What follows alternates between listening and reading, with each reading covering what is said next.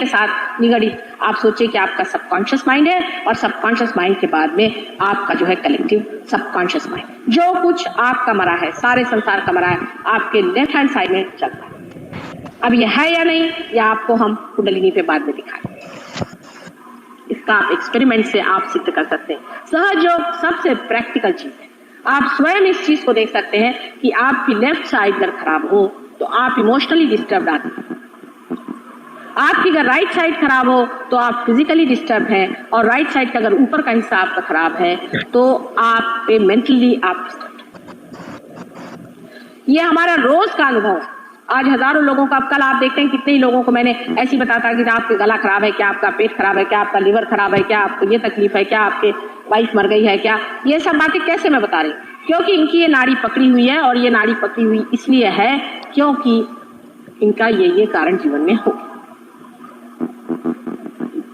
अब ये 3 नाड़ियों के अलावा हमारे अंदर 7 चक्र है।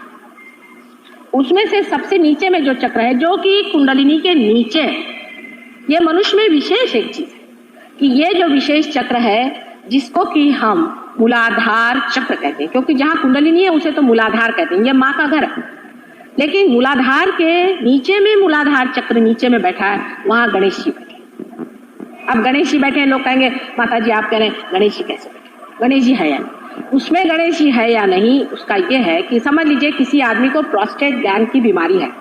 प्रोस्टेट ग्लैंड का चालन गणेश जी के थ्रू होता है, क्योंकि ये जो चक्र है ये पेल्विक प्लेक्सस को चलाता है, और पेल्विक प्लेक्सस जो है प्रोस्टेट ग्लैंड को कंट्रोल करती है। अगर आपका प्रोस्टेट ग्लैंड गड़बड़ हो तो कोई अगर सहयोगी हो, तो हर एक आदमी से नहीं होगा, लेकिन अगर कोई सहयोगी है वो अगर गणेश का नाम ले उसके सामने, तो वहां गणेश जागृत हो जाएंगे और उसका प्रोस्टेट ग्लैंड ठीक हो जाता है।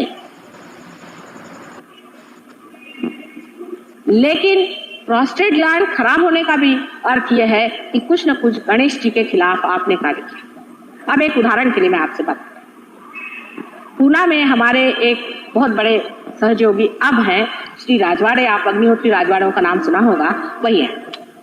मैंने उनके लड़के हैं और वो मंगल कार्य वगैरह उनका है बहुत बड़ा। और जब मैं वहां गई तो पूना में पहले उन लोगों ने मेरा प्रोग्राम तो तय कर लिया मंगल कार्य में, और उसके बाद उनका कि नहीं माता जी तो ब्राह्मण नहीं है तो हम यहाँ नहीं करें। तो फिर लोगों ने कहा भाई ऐसा नहीं करो, नहीं तो तुम्हारी बदनामी हो जाएगी कि तुम ब्राह्मणों ही को जगह देते हो, और ये तो अब पेपर में अनाउंस हो गया है, तो मान गए। मुझे किसी ने कुछ बताया नहीं, ये लोग सब बात बताते नहीं कि क्या हो रहा है। तो ऐसी बात करते करते मैंने कहा कि आप में से जो भी ब्राह्मण हो मेरे सामने आए। तो 4-5 आ गए उनके कमेटी के मेंबर्स, रो के मेरे सामने ऐसे बैठ गए। तो मैं जाई हंसी, मैंने कहा अच्छा देखो इन ब्राह्मणों को। और जैसे उनकी कुंडलिनी उठाना शुरू की तो ऐसे ऐसे ऐसे ऐसे थर-थर कांपने लगे। तो मैंने कहा आप मेरे सामने थर-थर क्यों कांप रहे हैं?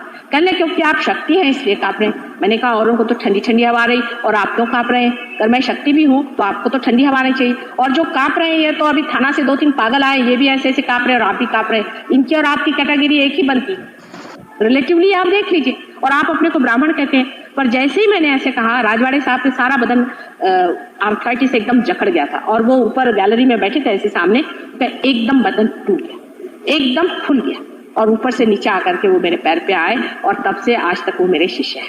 लेकिन उनका प्रोस्टेट ग्लैंड अब देखिए खराब। अब ये गणेश जी के बड़े पुजारी हैं। जब ये मुझे मिलने आए तो कहले माता जी मेरे सब ठीक है, मेरा प्रोस्टेट खराब है, ये कैसे? मैं तो गणेश जी का बड़ा पुजारी हूँ पुराना। मैंने कहा अच्छा। तो मैंने कहा अच्छा चलो चना खाओ। तो दूसरा कहला आज तो खाएंगे नहीं। मैंने कहा क्यों? कहले आज संकष्टी है, इनकी पूजा होती है। मैंने कहा इसीलिए तुम्हारा प्रोस्टेट खराब। कहले आज इसलिए खराब है, मैं तो उनकी पूजा में नहीं खाता हूँ। मैंने कहा देखो संकष्टी के दिन तो उनका जन्म हुआ, तुम्हारे घर किसी अगर बालक का जन्म हो तो उस दिन क्या उपवास करना चाहिए?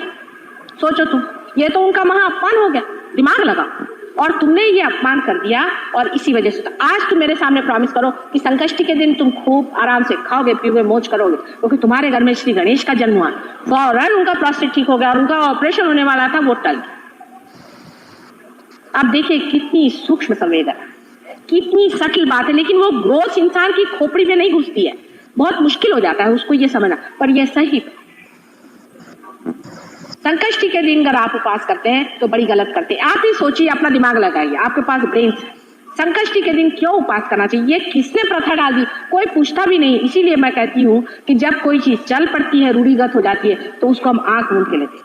एक ही दिन उपवास कर मैं कहूँ तो करना चाहिए, नरक चतुर्दशी के दिन सवेरे, क्योंकि नरक के द्वार उस दिन खुलते हैं। उस दिन सवेरे 4 बजे उठ करके और खराड़ होता है हमारे महाराष्ट्र व्यवस्थित।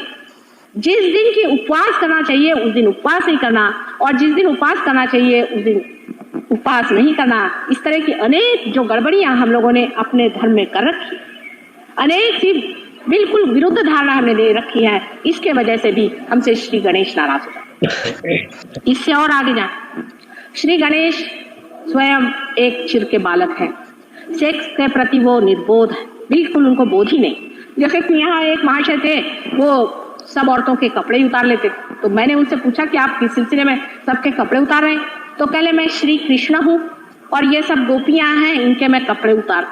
मैंने कहा भाभी, वो श्री कृष्ण की उम्र सिर्फ 4 साल की है और आप 50 साल के दड़ियल है। आप भी वही श्री कृष्ण है क्या 4 साल के जो इनके कपड़े उतारते?